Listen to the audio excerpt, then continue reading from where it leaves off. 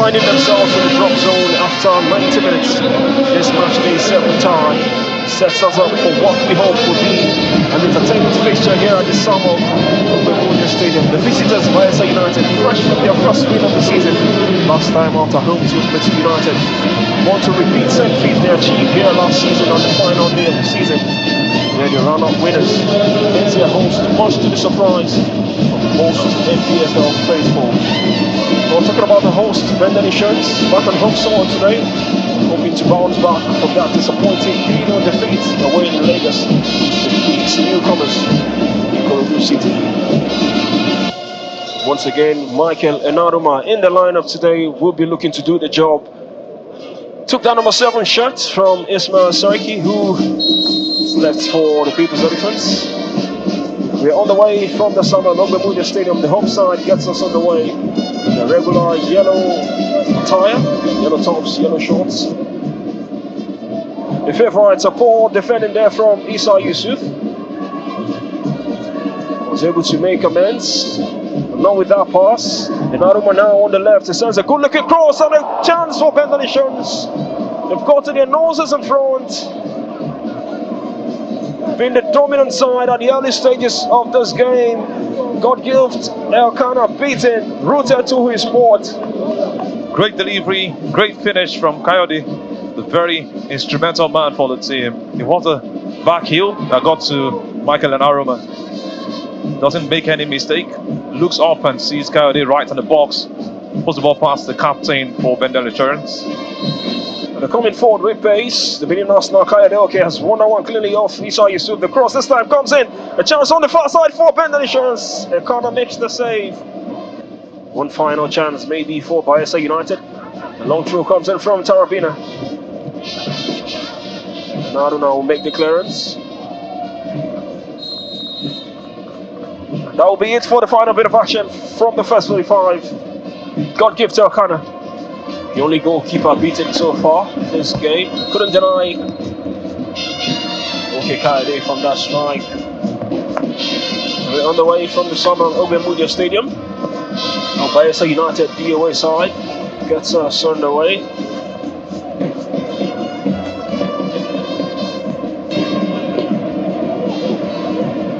Ball over the top from Stanley Okurom to Austin Ogunye. Still in the box, Bendel Insurance a chance to hit this one! And they've doubled your lead, brilliant strike! And Bendel Insurance are 2 goals up in this fixture. They've been axing. A brilliant strike. A brilliant finish from Nnamdi Anthony. Bendel Insurance 2 goals up for the good. Started at 1, got the header at first after the goal. Was a some mix up in the air rather, and that header came from the captain to him, Biriduba. Great strike from the man himself, goal scorer for Bendel Insurance. He has not made 2, and like you said, 2 beautiful goals have come from these guys, and that was just some great volley. You're almost there, Bendel Insurance. Fresh off 3 points, this will be, especially looking at the fact that they are coming into this tie from a 3-0 defeat to Ikorodu City. A chance to make it 3. Scored here against Shooting Stars in that 1-0 win. Scored here in the 1-1 draw against El Kanami Warriors. And now he has scored to probably wrap up the scoring against Barca United. It's just a case of favour received. The same pass he gave to Coyote, he got this time around. Well positioned, and they're all one-touch goals from the first and the third. Very instrumental player for the side. We're just talking about him earlier. Oladan Boso shakes his head in despair. It's not been a great return to the Nigerian Premier Football League for former Flying Eagles gaffer.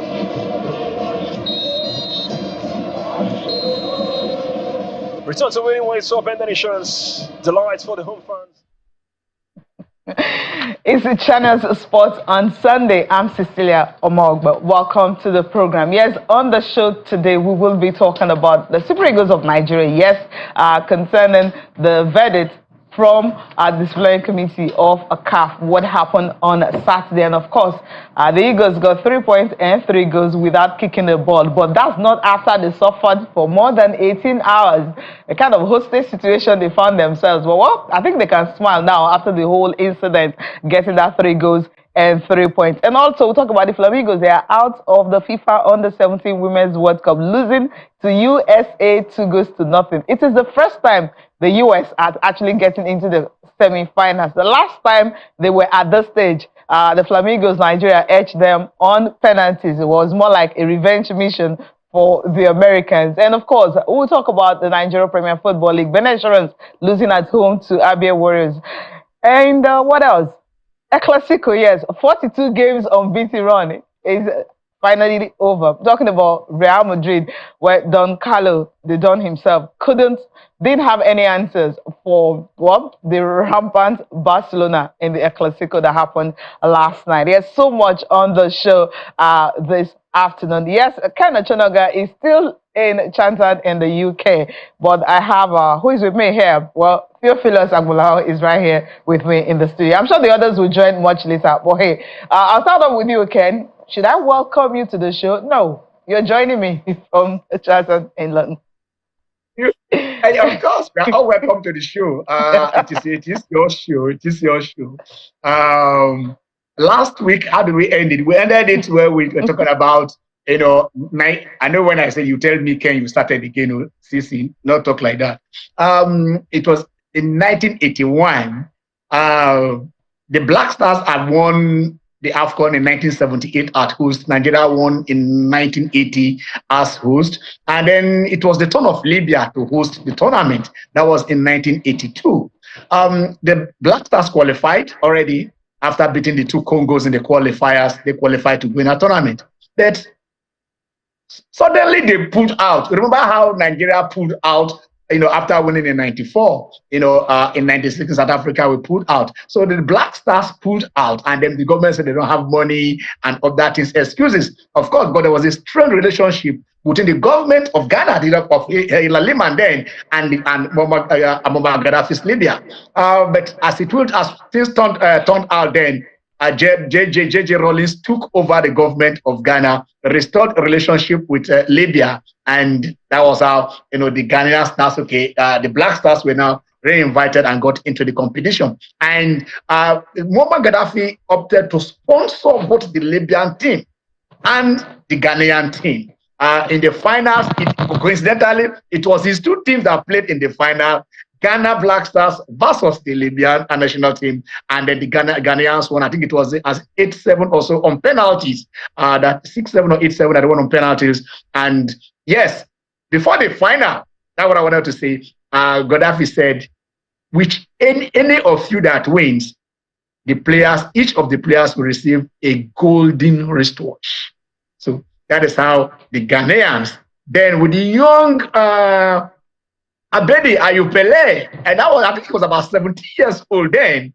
Ghana won the AFCON in 1982. We talk about Denmark not qualifying for 92 and then going on to, are invited to come and win it. That was how the Ghanaians, who already pulled out of 1982, AFCON, came to win it. So the Libya we are seeing today is not that Libya that we used to have, that is, say, all Africans congregate and then we have oneness. But I think with this decision, which you are going to talk about here today, of CAF, I think a hope is restored in the beautiful game in the continent of Africa.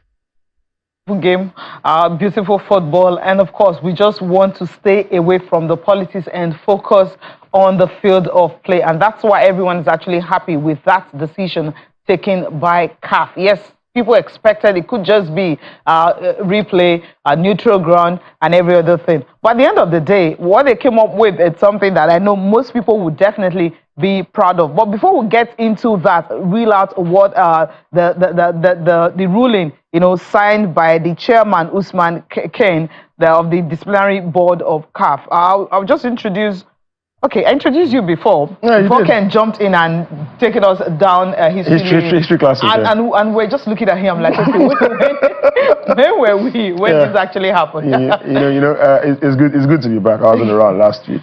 A lot of things have been said. Libya, I'm happy with CAF's decision. Yes, I'm happy with CAF's ruling. You know my stance on all of this. And truth be told, it's a norm with most North African countries whenever you go play there, but this was taking it overboard.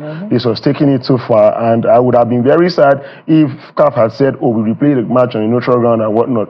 We have just a couple of months to the AFCON in itself, and already tight schedule for players. We've been hearing talks about players who wanted to go on strike because of the existing tight, and so having them play an extra game because of somebody's need for vengeance or whatnot, I don't think that was necessary. But also, I'm smiling, and I'm really, really smiling today, and I know you know why, and I know Ken knows why. Now let's drill down to what the disciplinary board of CAF, what they had to, the ruling, by that board. The first one is the Libya Football Federation is found to have breached Article 31 of the Africa Cup of Nations regulations, as well as Articles 82 and 151 of the disciplinary code.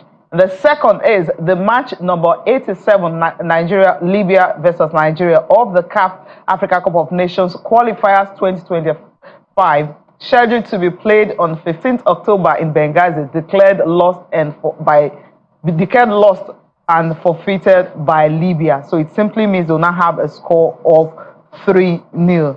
And another one is the federation was also ordered to pay a fine of $50,000, and they will have to do this within 60 days of notification of the present decision. That's in 2 months. They'll have to pay these amounts. So every other motions or prayers for relief were actually dismissed. So it simply means every other thing that Libya talked about were dismissed. So the implication of this is that Nigeria is poised to qualify for the Africa Cup of Nations with 2 matches to spare. And of course, with this decision, the Flamingoes now have 10 points from 4 matches, 4 points better than second place Benin Republic. And of course, Rwanda have 5 points. Libya, only 1 point. They are out of ruling for qualifying for the tournament next year. And victory or a draw against Benin Republic in Abidjan on Thursday, 14th November, Nigeria, of course, will pick a ticket to Morocco. And of course, we know the Nations Cup is in December and January 2026. December 2025, January 2026. That's when the Nations Cup will be played. Winter Nations Cup. We're actually looking forward to that. When I mean winter, Morocco, that's winter. I don't envy the players I'll be there at that time. But Sisi, with this ruling, like I said, it gladdens my heart. I think the people that will be happy the most will be the club sides of many of these players that wouldn't want to release their players in the first instance, and releasing them, and somebody decides to keep them in an airport for nearly 20 hours. So their players are coming back to them fresh. And we're seeing Boniface scoring goals since he got back. Even after that injury. Yes, even after the injury, the accident, he got back and he's scoring. He won't be scored again yesterday. Fantastic. Our players putting up very, very good performances. So you never can tell what might have happened if they had played the game against Libya. But I think it was a show of shame. And I think it has to stop. And I'm very glad that CAF has set the precedent with this ruling now. Moving forward, anybody that does this, you have to sit up because you can't keep. You deal with age group players. I remember in one of Osimhen's rants, he complained about the fact that while he was an under-17 player, he experienced something like this in North Africa. A lot of our club sides here have faced it. That's a tradition. It's a tradition. But you're now doing it with the national team, the Super Eagles of Nigeria. I'm sorry, some of the boys in that team are probably more popular than the country. And you go there, it became an international incident. The whole world, like hostage taking, kidnapping and whatnot, it really, really could have become even worse than that. I'm glad that CAF have done what they have done, and hopefully North African team sit up and begin to do the right thing in football. Almost like hijacking a plane and give directives to pilot. You can't land here, go to the next one. And whilst we talk about the fact that they were footballers, obviously footballers are the protagonists, there were a lot of administrators, politicians, governors, from above. You understand, and you are holding them. Come on. But Ken, we'll read through the ruling by CAF, which of course everyone is happy with. Could there be something more? some people are asking that there should be more. Can press that button. You have just said that. Press that button. We can't hear you. Okay, I think we'll wait for Ken to press his button, the audio button, before we get back to him. Okay, a quick one. Yeah, we really can't hear you. Yeah, don't worry. I will get the audio back. I think I can hear you now. I can hear you now. Can you hear me now? I can hear you now. Yes, I can hear you now. All right. Okay. What I'm saying, a lot of people are saying, look, why not ban Libya? Why not do that? As a Nigerian, why we won't ban them now? We've gotten our own points. If we ban them, they will also be forfeiting points to other teams. So let it just do what they want. The thing it is symbolic. Of course, they're deterrent. Don't do this to others. It is not right. It is not the first time they are doing this to Nigerians. As a young man, a young kid growing up, then looking forward to a Nigerian team representing us. Then it was mainly Rangers and Shooting Stars that were representing us. Then I remember when Rangers went to visit Police of Senegal. I think that was in '77 when they went to Police of Senegal. They played. I think they played a barren draw here in Lagos, and then they went there to go and play the return leg, and it was 0-0 until Sam Onyeka came in. He was wearing his jersey number 5, and he came onto the pitch. And before with his first touch, he scored that goal for Rangers. Sisi and Tio, I tell you this: immediately after they scored that goal, Rangers saw hell. The Rangers players couldn't play at the touchline. Okala can only go to the goalpost when they are playing towards them, because they were raining things on him. It was not easy. I mean, the Nigerian government had to go and evacuate Rangers out of Senegal when they played Police of Senegal. We've faced this hostility so much so weird. Football is supposed to be a unifying game. Football has settled wars. Even during the World War, during the Christmas, because of football, the teams came together.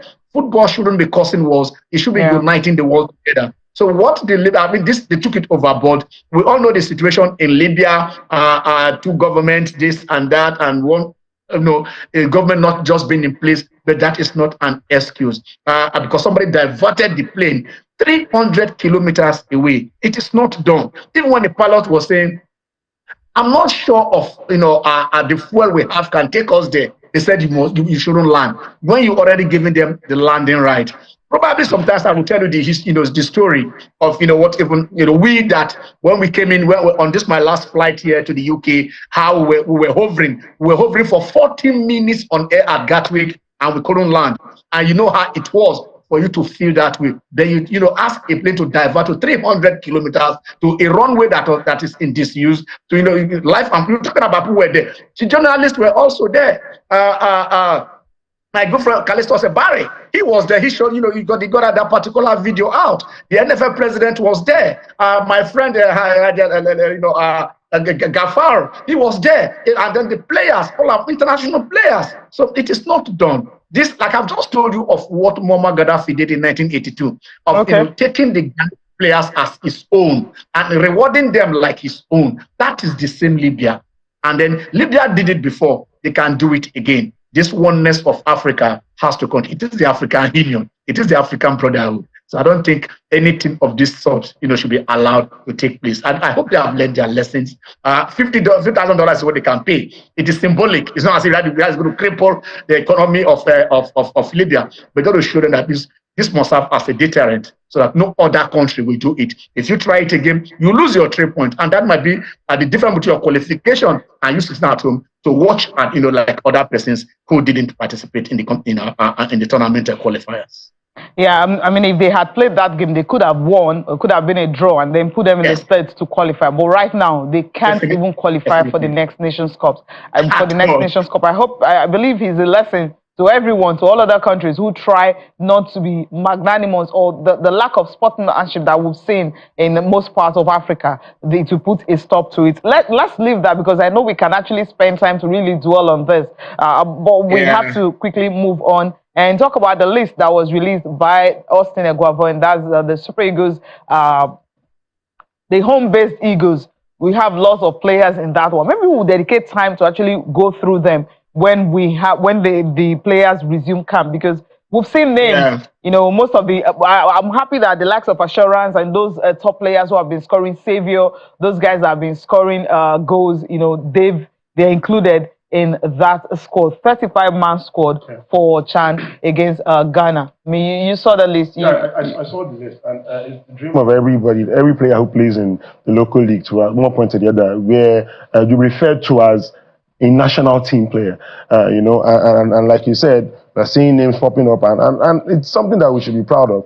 I hope that they go there and they put up a good performance that warrants even more call-ups, and hoping for the best for them. Oh, hope so. All right, let's leave this one and quickly. Mr. Ken, did you see the list? Yeah, I saw the list. You saw some names.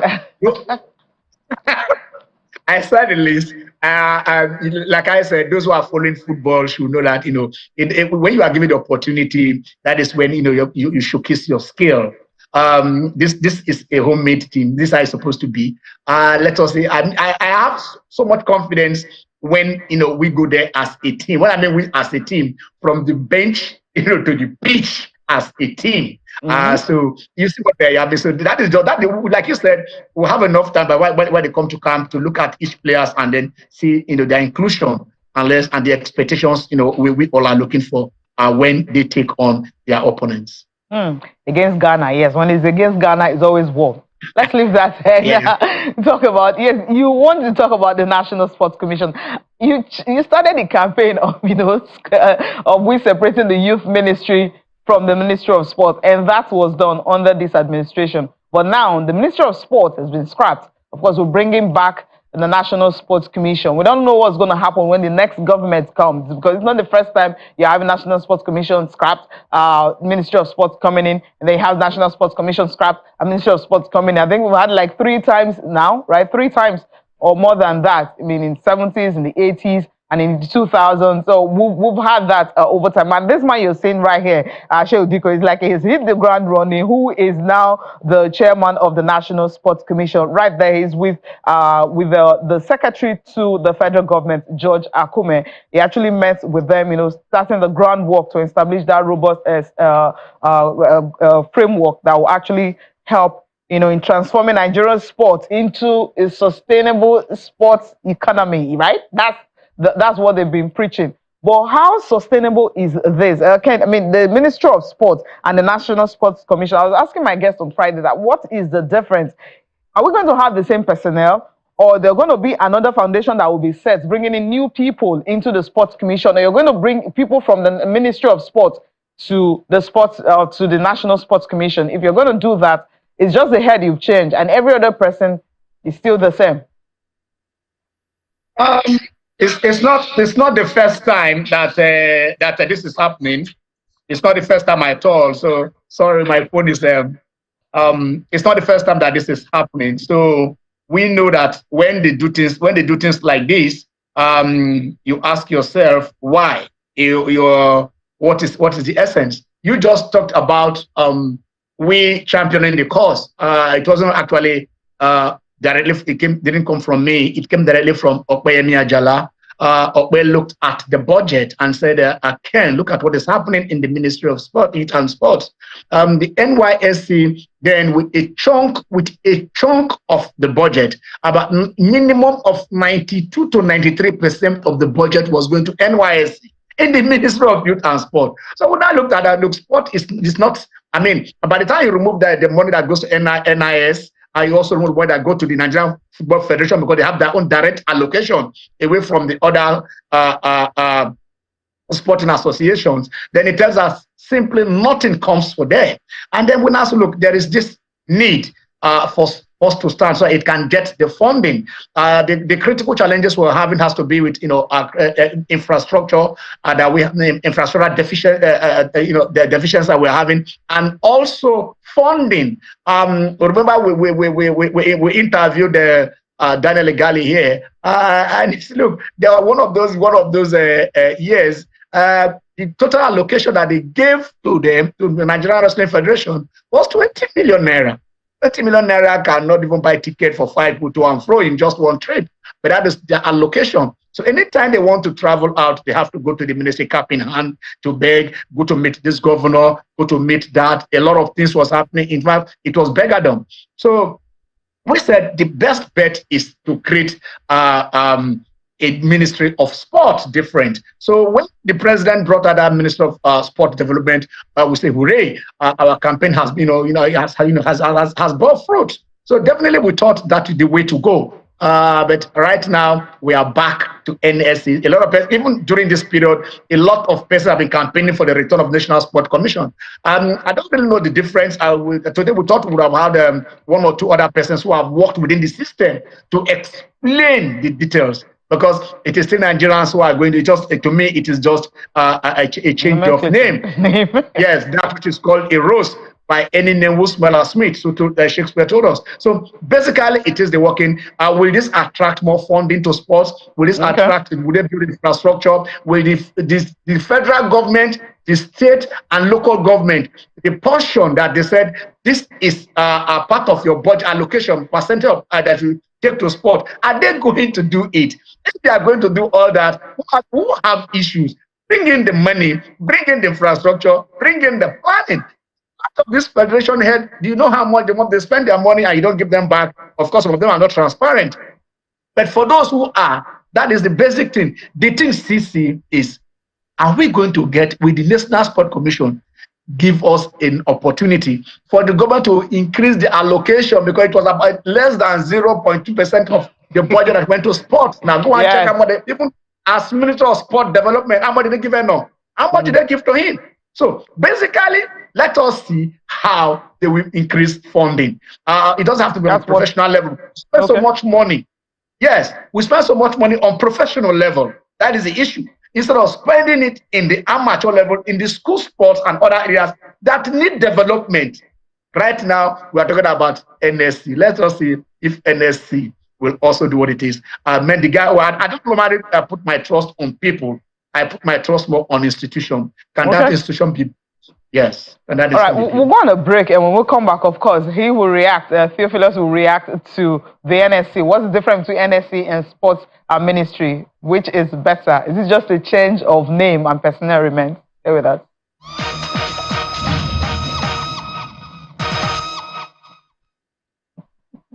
Welcome back. Amola, you're going to react to NSC, but you won't react to it. We're going to talk about Barcelona because you're eager to talk about this because you have somewhere you're rushing to, right? Yes, I do. But in the studio, Jimmy, while we're on that break, Jimmy Ogulano joins us on the program. Hi, Jimmy. I think it's understandable. Theo is on a high. Yeah, he's on a high, so we have to quickly talk about Barcelona. Exactly. So we can breathe. Exactly. Yes, I mean, the tension. I will continue to joke everybody. The studio is just too much. He gets to talk about it. After 42 games, finally. No, when the game started, what were you thinking? You felt, okay, Real Madrid is going to, they're going to beat or equal the record set by Barcelona under, of course, Pep Guardiola. 43 games unbeaten. Yes, I saw Barca's game against Bayern Munich. The high line, I know Bayern got caught offside a couple of times. But my fear was with the speed of Kylian Mbappe and Vinicius Junior's trickery, they might just breach that high line. But somehow, look at the results on your screen. Of course, Barca beating Madrid 4-0. Las Palmas defeating Girona. Girona having a poor start to the season, 1-0. Rayo Vallecano disposing of Alaves 1-0, and Villarreal going away to Valladolid and getting a 2-1 victory. On your screen, that's Lamine Yamal there, the youngest player to score a goal in the Clasico, 17 years and I think 106 days. The man of the moment, breaking all sorts of records. Youngest, yeah, keeps breaking it. And this was supposed to be like a very tough week for FC Barcelona. Playing Sevilla last weekend, Bayern Munich at midweek, and Real Madrid this weekend. They ended up scoring. Where's Sevilla? Sevilla is at the bottom of La Liga. So no, Valencia actually at the bottom.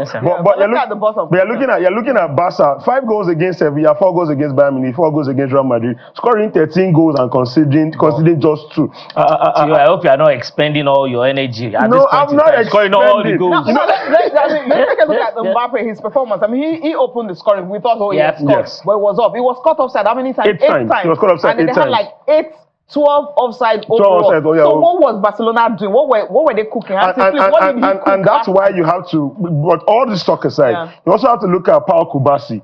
Kubasi is 17 years old, partnering with Inigo Martinez. And somehow they've been able to maintain that high line, keeping attackers offside consistently. Barca have done that 75 times this season, the most.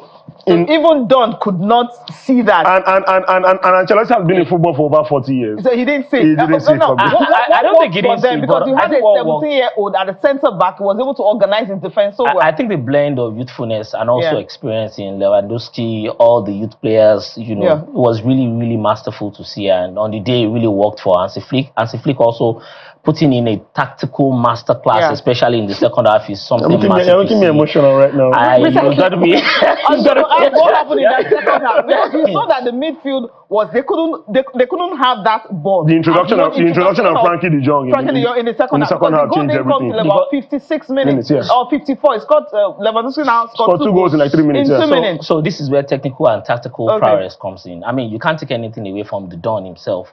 But at that point in time, Hansi Flick needed to show the world that I'm here to, rejig Barcelona. And we've seen, with the past 3 matches, they show that they are a force to be reckoned with in Europe right now. And that's what it is. I mean, if you could decimate, discombobulate, eviscerate Real Madrid this way, I mean, it's something noteworthy. Also, on the final note on this, I think one thing that's working against Madrid is I don't think they prepare for the exit of Toni Kroos. What Toni Kroos brought, because they are whatever happens, they are still a big side. But is it that it wasn't plugged? That hole wasn't plugged. It wasn't. It wasn't. No, there's nobody that could have filled it so far. But I also feel that there are quite a number of players that could feel that through. It now depends on the deployment. You have quite a number of players that are there, but you see Tchouaméni, for example. You see Camavinga, for example. These are, somewhat utility players in that midfield. It now depends on how you deploy them. I mean, there is an avalanche of talent in that squad. It depends on how. It's a one-off for me. I wouldn't see. You think it's a one-off? I think it is. I think it is a one-off. We'll shock you in a second. No. What I think we are just getting back to is a Real Madrid-Barcelona duopoly once again, where you know that these guys will go head to head all the way. They'll be on that. So maybe this time around you have Real Madrid throwing away points against Barcelona, but decimating other teams. And maybe Barcelona wants, but it will be tough to see, really. The two of them, it will be fantastic to see what happens at the end of this season. You think this is the resurgence of Barcelona? Because we saw what happened last season. They finished 10th adrift of Real Madrid. And not just that, they were trophyless. Trophyless, and it's the same thing that Xavi coached last season, that a lot of us thought nothing good to come out of it. Remember, Barca only signed one player this season. That's Dani Olmo. Every other player playing this team, Dani Olmo has not been. He has not been consistent, but every time he plays, he's on the pitch. But every other player in this team was Xavi's player. So was he building them for this? Maybe they could have allowed him to stay. Well, I wouldn't really know, but for all intents and purposes, we're looking at what Hansi Flick is doing right now. No, because you have to set. There must be a foundation, right? Yes, to build on. There must be a framework for you to build on. Right? Yes. He got something, and he brought in just one, and that one he brought has not really made much of a difference, so to speak. Well, we've seen the people who are still doing it. Lewandowski, you have Cecilia. Are you trying to incriminate Xavi? 17-year-old defender. No. What I'm saying is that if not for anything, something that maybe if he had been given time, that would have worked over time. Because you don't bring in players suddenly and expect them to everybody gel at the same time. But maybe he was building something, and we didn't allow him to finish. You start cooking your soup. You didn't finish. That's where you have the icing on the cake, and then you want someone to test it.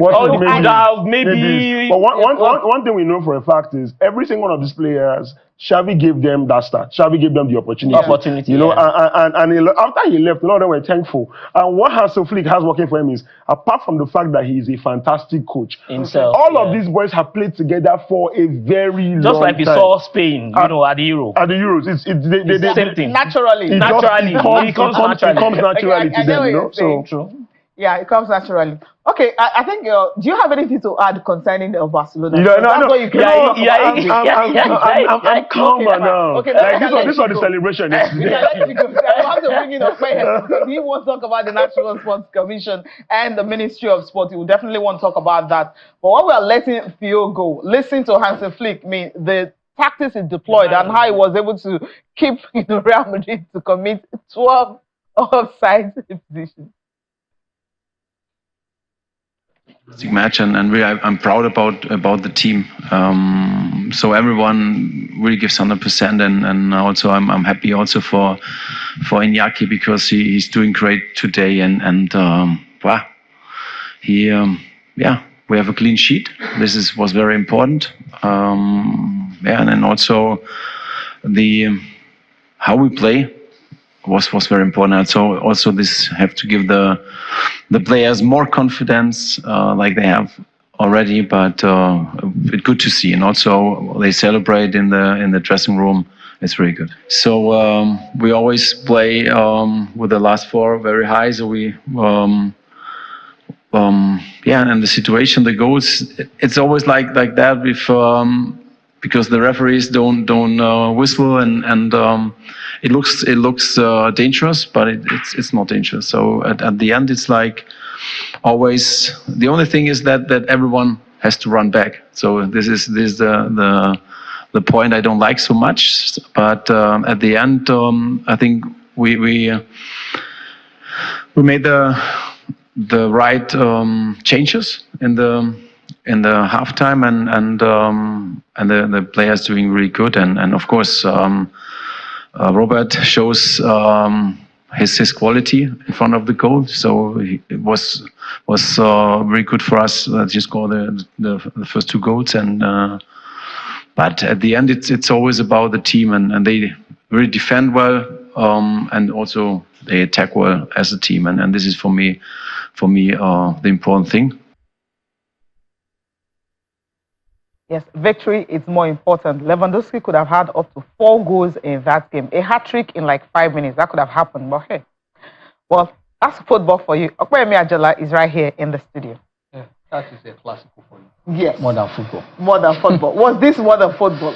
Yeah, I think ever since the days of Jose Mourinho, we've been having these high-scoring air Clasico. Yeah. And I think they've sustained the tempo. Especially yesterday, when nobody really could put stick out your neck for who was going to be the winner. Everyone was saying 50-50. 50-50 for the first time in a very long time. They had two balanced sides. And of course, I was thinking the arrival of Kylian Mbappe could have been a tilt towards Real Madrid. I had 2 guests I had on the show on Friday kept saying 50-50. I mean, like, put your money somewhere. Nobody was willing to put the money out, but I was happy that I ended funny. So I think I need to shade them a little bit. So let's see. Ken, do you want to react to a Clasico? How do I say it? Like you just mentioned it. When Mbappe came in, everybody thought, I mean, you just came to a team that has just won the Champions League. Maybe they want to win the world. They want to win everything in the world now, not just in Europe. But then we also remember when Neymar, he teamed up with Neymar and then Messi at PSG. But yesterday, what was evident was Mbappe had about 4 clear chances. He scored 2, which were ruled offside. The other 2 that were not ruled offside, the keeper saved it. So it was not to be but like we said, we thought with Mbappe, arguably one of the 2 best players in the world, himself and Haaland, that basically Madrid will be unstoppable. But look at the 6 kids below the age of 22 that started for Barcelona. He said, if you are good enough, you are old enough. And like I told you, they just learned from what Manchester United did with the class of 92. With the Beckhams, the Nevilles, a lot of them, Nicky Butt, Paul Scholes, that went on, to stun the world in '99 in the Bernabeu, when they beat when they beat Bayern for that title then. So basically, it is for most managers who don't have that, put the trust in youth.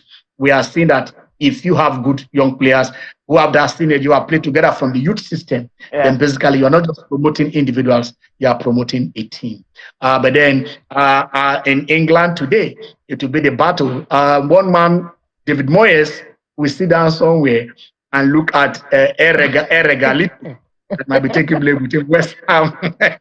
Between West Ham and Manchester United. Do you want to jump to Man United at this point? We'll save it for last. We're going to save Man United for last so that I'll have time to talk about. Because if we start now, we won't finish it. We'll save it for last. But let me go to Okpeyemi here in the studio. Okpeyemi, I know you want to say one or two things concerning the NSC. So before we move away from this, just one or two stuff you want to say. Yeah. Basically, I think it's much more than semantics. What is in the name? You are talking about, the NSC, for the sake of understanding, is a constitutional body. Yes. Constitutional bodies are bodies that derive their powers from the constitution, from the heart. So they are not like the ministry. Like Ministry of Sport, in the time past, when Omega was there, youth sport, culture, information, everything. But now is solely sport. You can't mix it with any other thing. So and now is now immune from that cabinet reshuffle. You have a minister. There was a time it was as if it was cast in stone that your minister of sport must come from the North Central, and it was at the point in time it was as if your minister of sport must be a gubernatorial aspirant. So now we are saved from that. It's no longer settlement. So we now marry someone that will be there that can even outlive the government of the day. Just like you have INEC, these are constitutional bodies. So, and I think that is the only plus. Well, you're talking about outlive the government. We've seen when Obasanjo brought back National Sports Commission. Another government came in and brought scrap it and put it back. So there's just this back and forth. If it's actually constituted, so why are we having back and forth, Jimmy? I think it's not the first time and it will not be the last. It will not be the last. From what Okpeyemi just said, it's a constitutional body which you also need to go back to the house to repeal. Exactly. So so we've had INEC for years. So that's what I'm saying. Why is it that it's sports that we're having up and down, back and forth? Before Jimmy comes in, sports is more of from 99, settle the boys. Like recreational, settle the boys. You're hoping that it will no longer be settle the boys. If you have a ministry, it's more easier for you to use it in settling your boys. But now, a commission, you need you can't settle a technocrat. Yes. Are we going to have the same people from Ministry of Sport to this? What happened to those who were the permanent secretaries and those people who were in Ministry of Sport? What happened to all of them? Those you have the organogram, you have the structure. So those that can fit in will go there. Those that will not fit in will be at different times. Sent to other ministries. But you also know that at different times we've had chairman of NSC, we've had DG of NSC. So those are the issues that had been. And right now, I would think that there's a need to really look at what the Constitution does say, how the structure will work, because we have a Constitution backing up a National Sports Commission. That's why you were talking about repealing. Why do we keep repealing and reappealing? And that's what I'm saying. Look, when they came, they said, look, we need to on also you need to reduce the ministry. So now, but when you have a situation, why you have Minister of State? It's better to settle your guys. Festus Keyamo said it the other time. We have so much money. That Minister of State are just basically what Okpeyemi is saying is there's a clamor from stakeholders that as much as possible, let's stop politicizing that particular sector. Which is the sports sector. So that we have technocrats and whether it's a sport commission, whether it's a ministry moving forward, let us have round pegs in round holes to handle our sector. It's that simple. And if Diko fit that bill because of his experience and everything in the sports sector. I think the devil is a lot more better. Okay, full stop. Now let me talk about the girls. On the 17th Women's World Cup, the Flamingos are out. The USA have never been to since it started in 2008. I mean, quarterfinals last year, the last edition in India, 2022. It was, of course, the Flamingos, Nigeria, beating the USA on penalties. But this time around, it wasn't to be because the Americans were ready. After the game, I was listening to the coach when she said something. She said something about the girls, that she has been with them since they were 13, 14 years old. So she has been grooming this crop of players. It tells you the time, and now they're 17, and now they're here, and now they're picking a ticket for the semi-final. Since it started in 2008, US have never been at this particular stage on the 17 level. Yes, at the world stage, yes, they are record champions and everything. But at this level, you see, the key I want to pick from here that I'm going to ask Ken is the process that they had to go through. The process of you having these girls from 13, 14, being with them for a long time, and then now, when they are in the semi-finals of the FIFA Under-17 Women's World Cup. How can we reenact what the Americans have just done They haven't been successful, but they decide to take out time, build a team that will come to this stage and excel. It will be a little bit difficult for us unless we go back to the school system. I remember a few years back, these same American girls, I mean, not these ones, the ones before them, they were at an international tournament, and they were doing the assignment. You will see them doing the writing, taking lectures and the assignment, even while outside the country. So it takes a lot for that if you put them wherever they are, their education and also developing their footballing talent, coming, together. So basically for us in Nigeria, how many of the teams who get the youth, how many of the players in our under 17, that was okay, if they came in from the youth teams of the clubs they play for, there has to be a youth setup. There has to be a youth league. They have to be identifying them. I spoke last week and said Nadal at age 11 was invited to the Spanish national youth team. So the talent was identified. But there has to be a system where you identify them, a system where you pick them and how you groom them. So it is identification and then, grooming. Well, I say sustainability. The coaches that are there are trained to take care of youth players. You don't just employ them. Jimmy will tell about FIFA safeguarding and that of it all, because a lot is involved in taking care of youth players, especially when they are female. So I hope we get there. But to be fact, to be honest with you, we are not yet there. I think Ken said a lot, and I agree with him totally. I feel that for some countries, they know how to, go to that drawing board that we normally talk about, and they get things done. Yeah. Germany, Spain, they know that there's a problem. They now try to pick what the problem is and work around it. Yeah. So what Ken has said basically is it's going to be very difficult for us because we are not doing the right things at the right time. So do we have players study programs, solid ones, structured ones? Do we have the colleges system?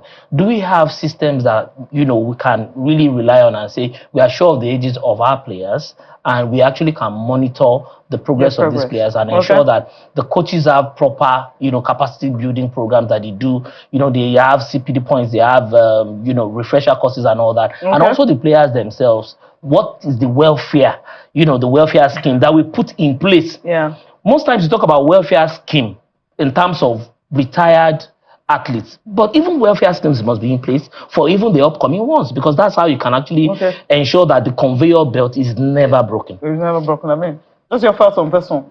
Yeah, I think the National Institute for Sport, that should be our engine room, and it goes beyond painting the building, bricks and mortar. Yes, it's been painted, but how many coaches do we have?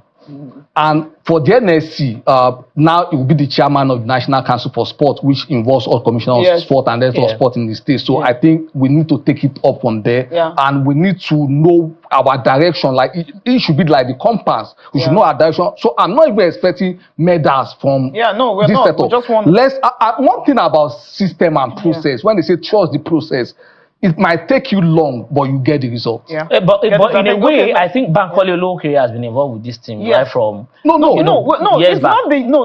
I'm not talking about getting the pool of players. Pool of players. Like you have one person. Like when I was listening to her, I mean, after the game, I was impressed. Like she has been with them, coaching them. They were not playing. In the US, for instance, they have under 8 tournament. They have under 10. They have under 12. They have under 13. Under 15. Then they have under 17. So this is a process. Obviously, the coach who's been with the under 14, under 15, the same coach is also with the under 17. It's possible. That's what they do with their own system. So you have the youth coaches. Unfortunately, then you have the senior coaches. So we don't even so that's where I'm coming from. We don't even have that processes. We don't even the counties. The counties we have their coaches. We have their coaches. And then they have then they have the different tournaments.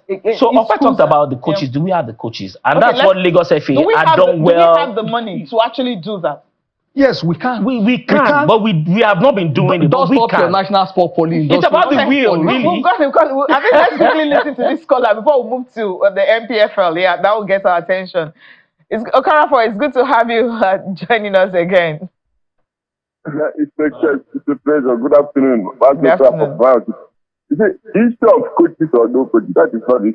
Now, this one is said Musa out as the Guavon list at for Ghana. Now, do we still need people like Musa? No, they have tried at least, they have delivered.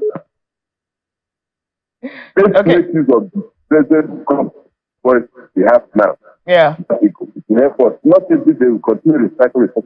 But as long as the first man talented and ready to send that the last plot. Okay. So get the best.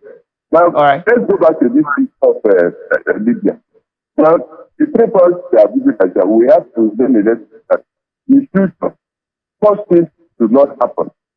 To avoid incidents that don't come to Nigeria, have problems, go to any country to them to have a problem. It's again that point. Well, our Falcons, I wish them the best. Good afternoon. Yeah. Thank you so much for your contribution on the show. Okay, let's quickly talk about NPFL, of course, games that were played on Saturday, and we'll talk about games that will be played later today, of course, starting at 4 p.m. And the good news is you can watch NPFL wherever you are in the world. First, Ben Insurance losing at home to Abia Warriors.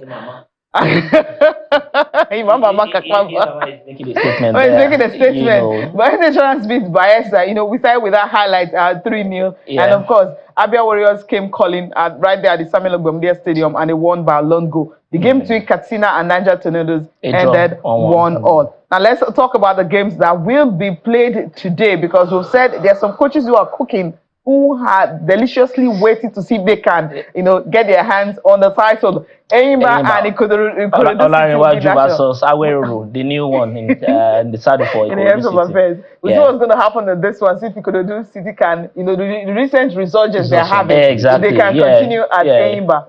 Heartland will be hosting Remo Stars. Remember who is in charge of Heartland? Definitely. Well, he got Ogumodede. And Ogumodede, both will be in action today. Plateau United hosting Sunshine Stars. Of course, you have Rivers United against Economic Warriors. The common denominator, Plateau United and Sunshine Stars, has to be Kennedy Boboye. Okay. All right. That's one of the common denominators. Exactly. Rivers United and Economic Warriors. Finidi really has been cooking. The two and the Economy has been very, very good. Both are yet to lose. We'll see who's going to lose today. Economy. I agree. The form of River United is massive, and they have been really doing well, and they've been doing well. Shooting Stars and Aqua United. Very inconsistent Shooting Stars. Very inconsistent. And consistent Aqua United in losing.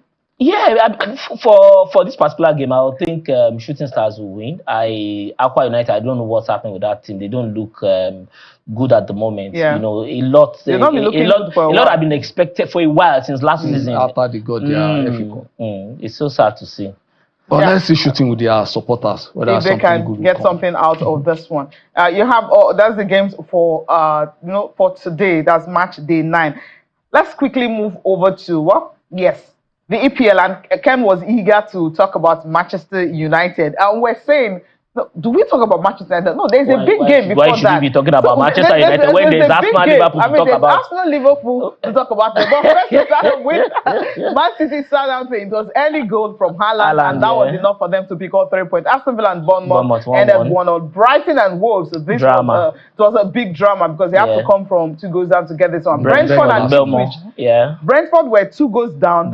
Somehow they were able to get 4-3. 7-goal thriller against Ipswich Town. Everton and Fulham. We thought Iwobi's goal was enough for them. But somehow, Beto, that 9 minutes, no wonder he was crying after that. It meant so much to him getting that goal. And for today, we have Chelsea, Newcastle, Crystal Palace, Tottenham, West Ham, and Manchester United. That could be maybe a decider if Ten Hag can go or Ten Hag can stay. Arsenal and Liverpool, of course, will finish the match day for today. So just imagine you have 4 London teams playing at home, and London's will not be empty.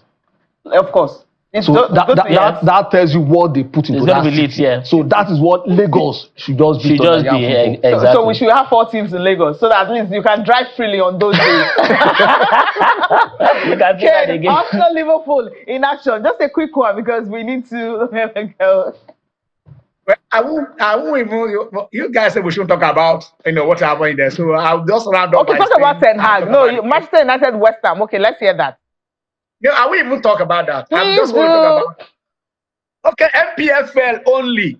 Rivers United, Niger Tornadoes, and Remo Stars have won twice on the road. It is so beautiful that you can lose at home. Tornadoes lost at home to Rivers United. They've won at away. And I mean, that is the beauty of what I'm looking about this week. I'm sticking with NPFL. Mona cut me a slack now.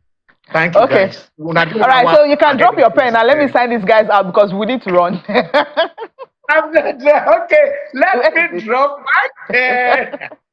Okay, I've dropped that. Catch you next Sunday. All right, catch you on Sunday season. So I like what the NFF have done with getting Justin Madugu to blend, the team of the home-based players and also, the Super Falcons. You have just 6. Okay, exactly, just 6 of them, and you could see that these players, they will derive some inspiration from being invited to the national team, and I think it's something worth looking forward to. Yeah. With the Chan team, with the Super Eagles, with the Super Falcons, as much as possible, let's start to encourage the home-based players. So let's do something new. Let's rejig our national teams. It's very important. Rejigging, and I love that 2-0 victory. Rashida Lajibade embraced, and that was enough against Algeria in that friendly at Raymond Star Stadium.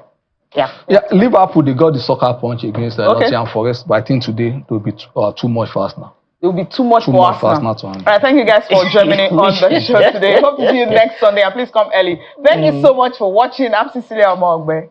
Have a good day.